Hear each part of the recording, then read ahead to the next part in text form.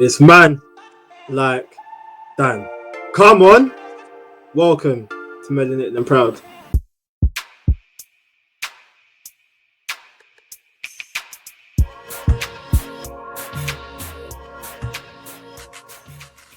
Today, we've got a big fish. Spoken to the likes of Jose Mourinho, Tyrone Mings, been around people like Arsene Wenger, and the list goes on. He's a living legend, a genuine guy, always has a smile on his face. Let's welcome the man himself, Keanu.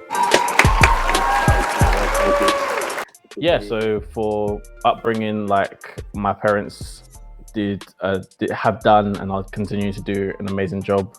So I have to always shout them out whenever I get the opportunity to do so, because I wouldn't be here without them. So massive shout out to mum and dad. Every single time.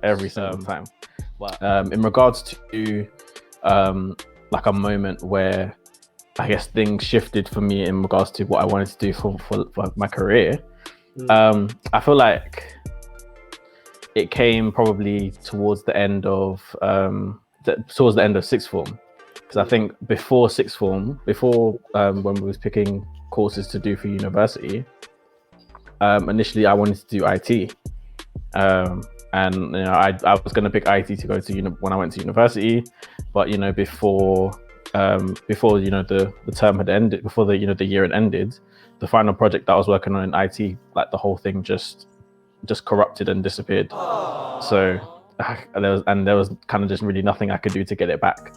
So at that point I was kind of just like, I don't really want to do IT anymore. Wait, slow down. You're saying it so casually. Tell us the truth. How do you feel about that? How am I feeling now? No, at the time. Oh, at the time I was devastated. I was more just really, I was just annoyed because I didn't understand. There was no real reason as to why it happened, why what happened. And that's kind of just the thing with IT sometimes. Like sometimes things can just happen and crash and disappear and corrupt, and you just never really have an answer. Sometimes you can just never have an answer as to why it happened. So that was going through my mind, and obviously I'm thinking, if I want to do IT for when I go to university, if this stuff could happen, it kind of just threw my headspace away from doing IT. So I basically had like 3 or 4 weeks to decide what I wanted to do for university. So at that point I was just like, well, I don't want to do this anymore. I don't want to do it anymore. So yeah, I had a few more weeks to decide what I wanted to do. And then sports journalism kind of just came along, because we talk about sport every day, and then basically what's better than talking about sport and getting paid for it. So that was my goal from sixth form when I picked sports journalism. Yeah. And so after university, how was the journey from then? Because obviously I know it's a tough field to get into, and so how did you end up getting your work experience? It's funny because I actually didn't, to be honest. After university, I didn't know. After university, I was doing stuff at university. Like I was doing radio at university. I was doing TV stuff at university. I was doing written stuff at university, broadcast stuff at university. So I thought, you're doing all these things during university. You're getting the experience of working with people who are knowledgeable enough to help you get to the places where you want to go to. So my whole thinking was, as soon as university's done, I'm going to apply somewhere, or like the BBC or Sky Sports or something like that, and I'm going to get some work experience there, and then I'm going to work there one day, and then I'm going to be doing whatever they want me to do, whether it's written, whether it's TV or radio, whatever it is, I'm going to be doing it. And I kind of basically just got hit with a lot of, you're not experienced enough. So that was pretty much almost all the applications I put in. So after university, and because I kind of got hit with a lot of those, I got hit with a lot of rejections, I kind of just took a break from doing media stuff. So because you had a lot of rejections, and you just took a break. So what was your mindset like at the time? I was kind of confused, because I think at the time, I would say at the time, the two answers that you would get a lot is you don't have one, you don't have enough experience, and two, you're not the right fit for us. So not having enough experience is kind of like, well, you have that question of, well, if I don't, how do I get the experience if you're not going to give me the experience? Yeah. I had to find another way to make money, and that was just by working in hospitality. Yeah, and so you've literally set out to do something, and the plan has basically failed in a sense, isn't it? So how did you get yourself back into it then? It took a while. It took about I'd say about 2.5 years.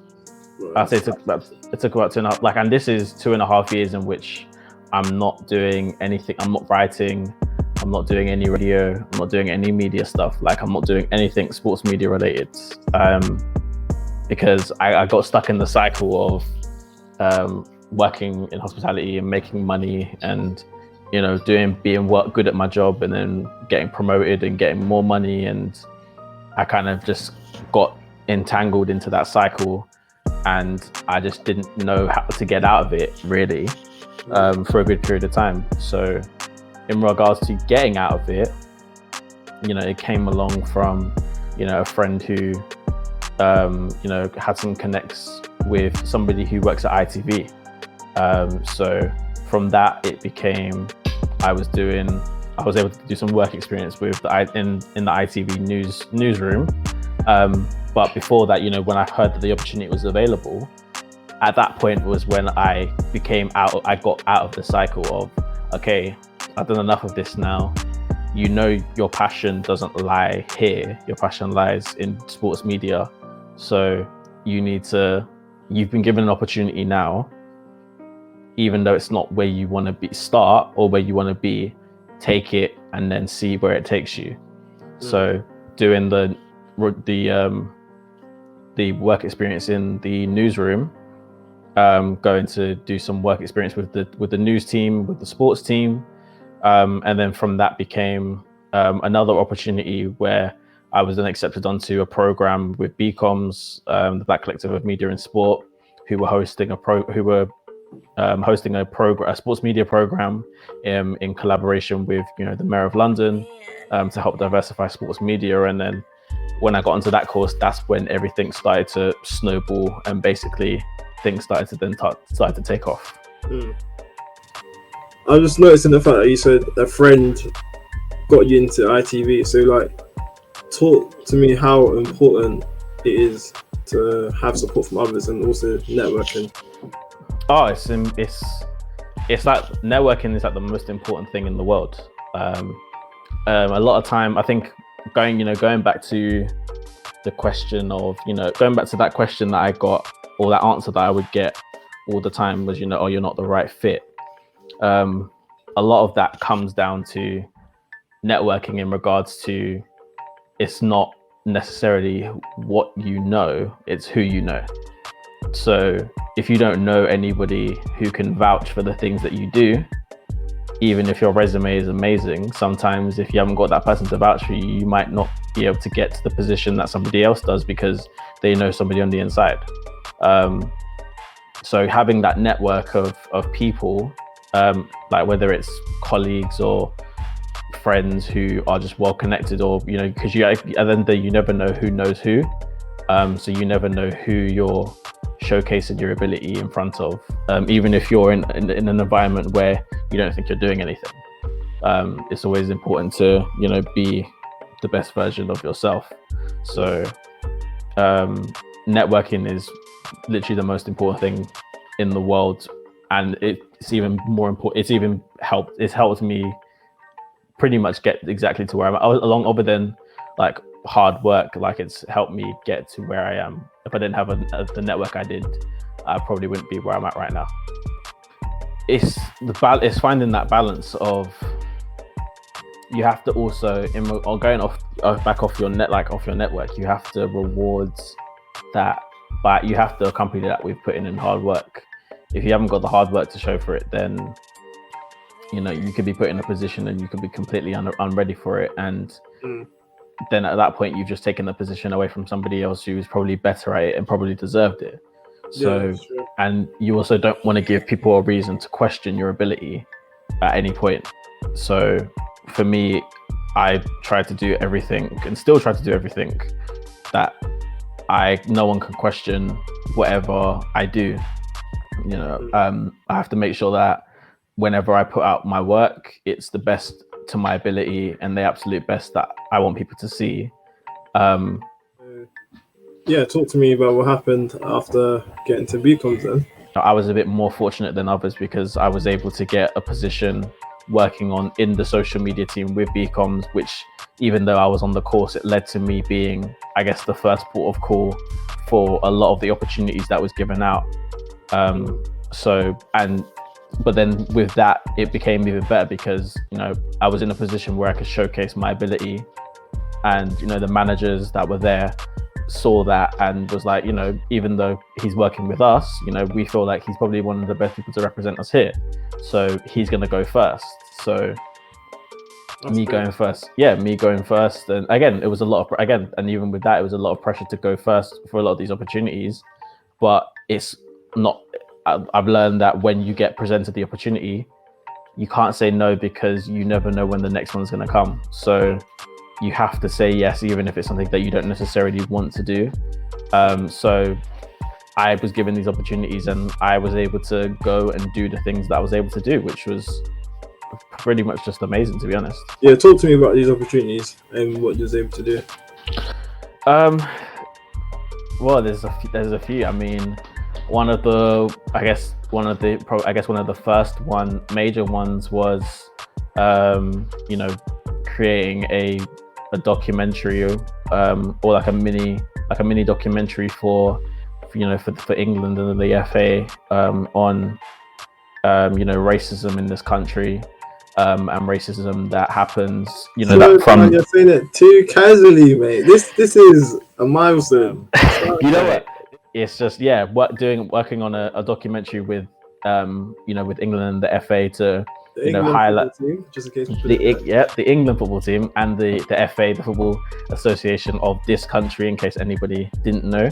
But, you know, work on a little mini documentary on, you know, racism that had happened at the time, you know, a year prior to when England went to Sofia, and then, you know, reflecting on a year on to see where racism is at in football and in society in general. And yeah, the pressure probably came from myself because, you know, the opportunity came around and it wasn't, oh, we want somebody from the course to make this documentary. We want Keanu to do it. And then I was just like, firstly, you guys shouldn't even know my name. So I don't know why you can just come to me and ask me to do this like I'm supposed to be somebody to do this. Yeah. But again, on the other hand, it was like I was really excited to do it because, that's how I know I'm excited to do it, because from the moment I hear about it, I was pressured. So I put pressure on myself. That's how I knew I was excited. That's why my excitement doesn't come out that in the way that it does out for everybody else. My excitement comes from me feeling the pressure to want to create something great for the people, just for everybody to see. But it was an amazing experience, and it was probably one of the best things I've ever done. You know, got to, you know, speak to Chris Powell, you know, coach, you know, doing amazing stuff with the England team right now. Tyrone Mings doing amazing stuff with the England team right now as well. Who else? Like Xander Brown, the lead videographer, you know, with England, and he's been, you know, making some amazing stuff. Like all of the videos that you see on the England channel, that's all him. He's all involved in that. Like he's doing an amazing job with that, and, you know.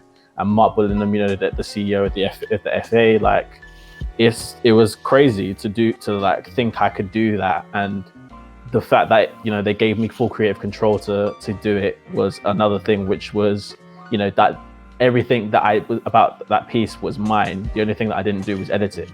So that's what was probably the best thing about it.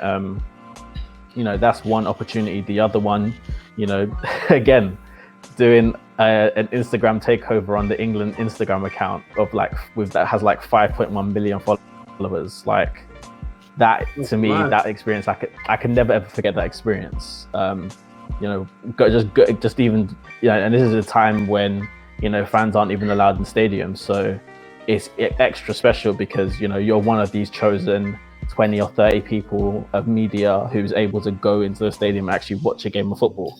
So you're a big fish, man. Listen, I'm trying in it. Like I say, I'm trying. You're trying. You're there already, man. I'm trying, man. Because you got to stay here. You have to keep trying because you got to stay here. You know, you can never say you're here because you have to keep trying.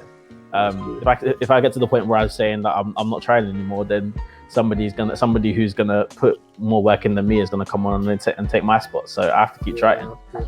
But yeah, those type of opportunities, you know, like, is what Becomes has been able to create for me, and, you know, hopefully create that for so many other people that are coming along. Okay, and so what were your highlights there? Because I know you won some awards, or that you was nominated for certain awards as well. Yeah, I won.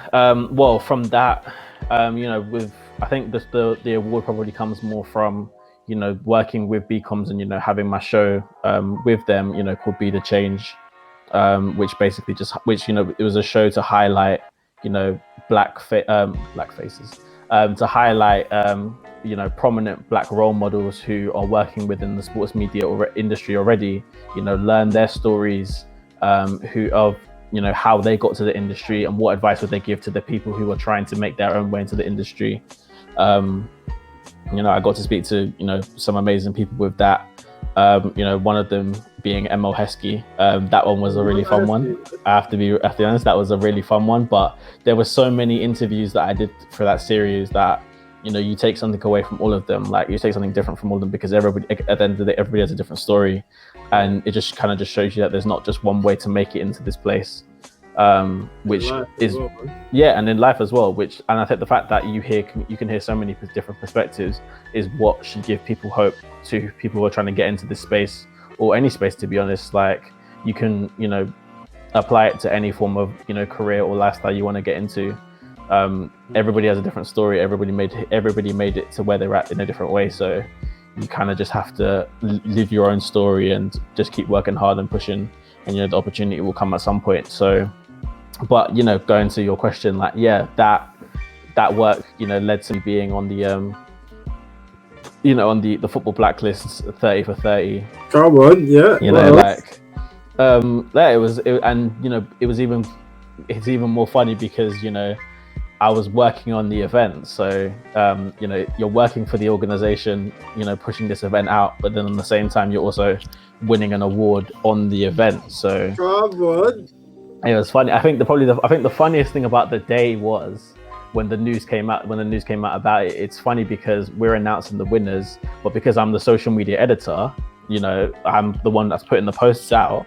You know, I'm tweeting about my own award win, which is hilarious. It's like, oh yeah, congrats Kiani Rattray for being named on the 30 for 30 list. And then I'm switching over to my account to say, thank you guys. I appreciate it so much. I appreciate it. Like, you know, God is good. You know, I worked hard to get here. Like, thank you everybody who supported and put me forward. So, and just switching straight back to the other account and then continuing to tweet everybody else's wins. So that was a really funny day. Is the trophy behind you? It is. It's right here. Right here. Come on, show it off. Yes, right here, man. I'll leave that here. So it's heavy, you know. It's a bit weighty. I'll be honest, it's a bit weighty. Alright, cool. So what happened next? Next, Becomes. Yeah. Also, with Becomes, then came, you know, working with my managers, or the founder of Becomes, Leon Mann, working with his company, Refresh Sports and Consultancy. You know, they've been working with some amazing people. One, just to name one, because I know that this is one that everybody will know. You know, Yaya Toure.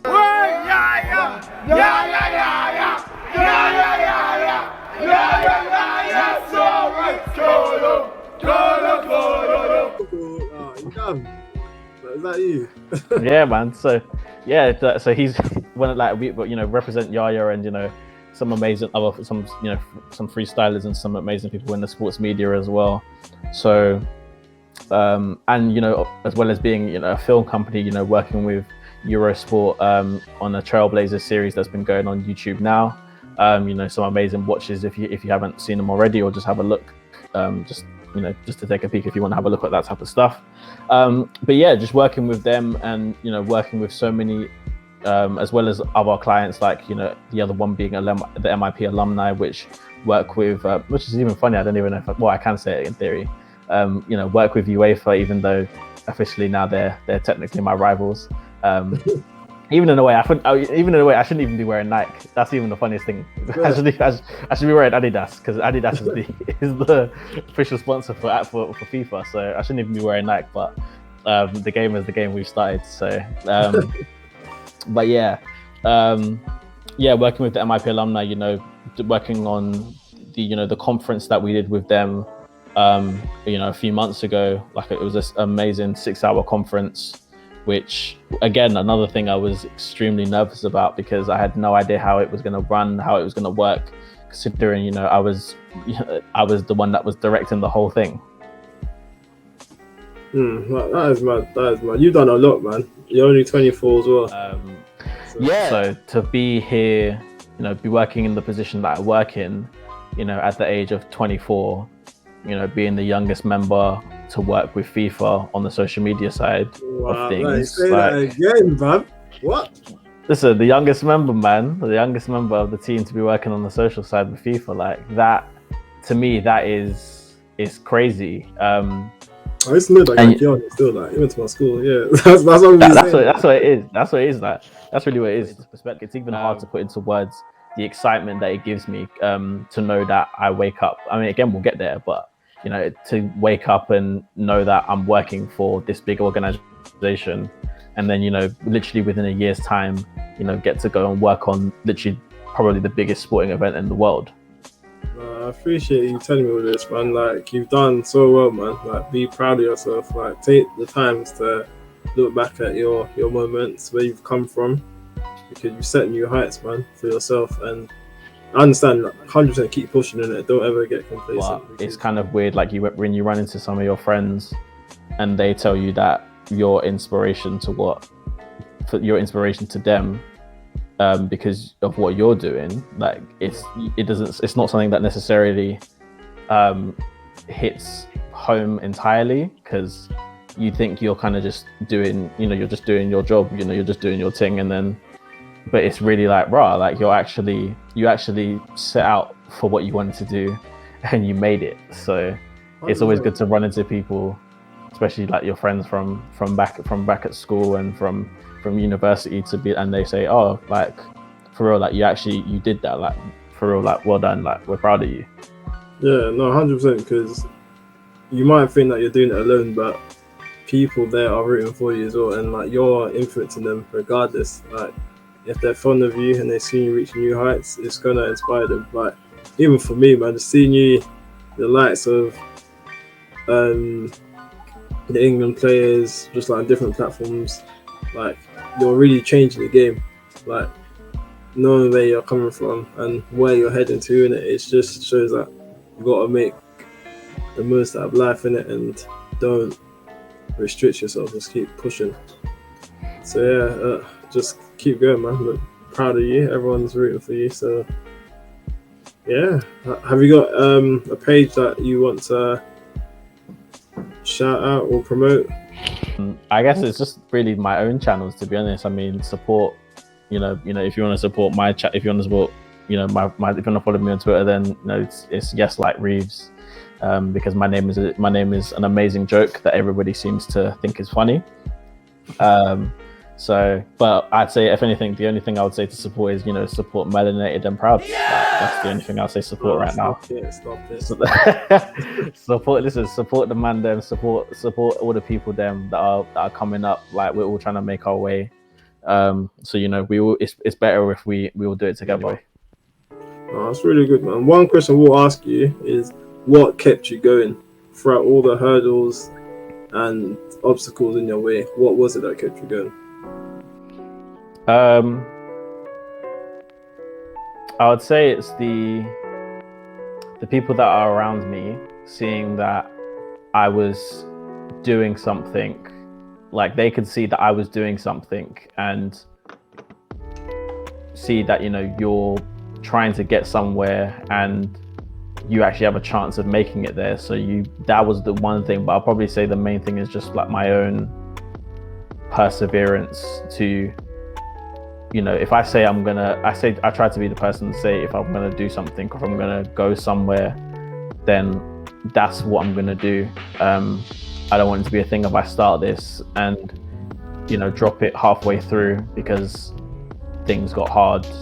I want to get through the whole thing and ultimately keep pushing to where I want to be. And I think I'll probably say even another one. I know you only asked for one, but I think it's also the inspiration that you can provide for others when you make it to somewhere in anywhere, to be honest. Like anybody who's trying to get to where they're trying to get to, if you're an inspiration to somebody and you make somebody want to drive a bit more or continue to put the work in a little bit more than they were doing, that's also another really big one, because it's also great to see. It's great for you when you succeed yourself, but it's even better when others succeed around you.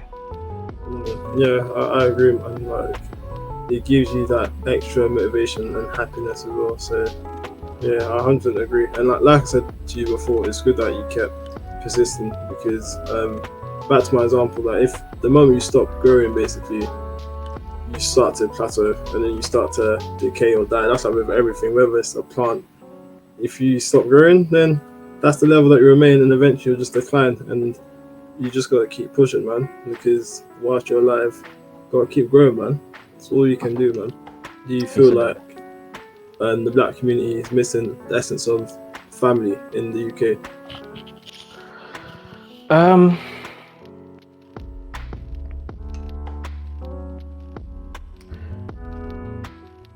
I don't think it's the essence of family.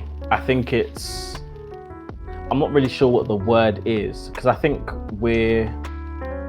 probably now it's probably I feel like this is one of the most times this is the most we've ever been connected. I don't think the black community has ever been connected as more as they have now, but I also think that there is still something missing. As opposed to what it is, I'm not too sure. So I believe there is a sense of, I guess maybe there's a sense of togetherness, maybe not family, but yeah, I would say there's definitely a sense of togetherness as opposed to family. I think we're still trying to get on the same page about certain things. And what do you think is needed for that to occur? I don't. I know I'm really challenging you, innit? But nah, it's, you know, I think it's a thought-provoking question. I think it's I think of a lot of it is kind of just knowing what worth we're made of, and like how much we actually contribute and how much people benefit from us.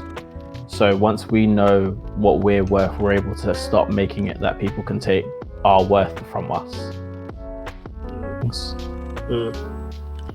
Oh yeah, that's very true, man. That's very big. Really just reflecting it right now as well.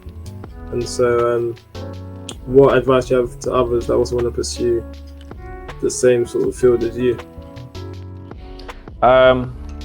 Build your network, because a lot of times when a lot of times you can have the hard work to match, but you don't have the people around you that can help you shout about it and help pick you up about it.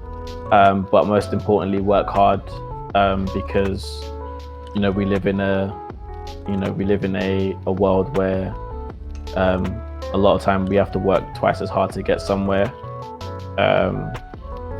I'd like to think things are starting to change in that sense, but even still, don't give anybody the reason to outwork you. You heard it from the man himself, man. Like, he's a living legend. He's an example himself, and so everyone should take in what exactly you're saying. And so,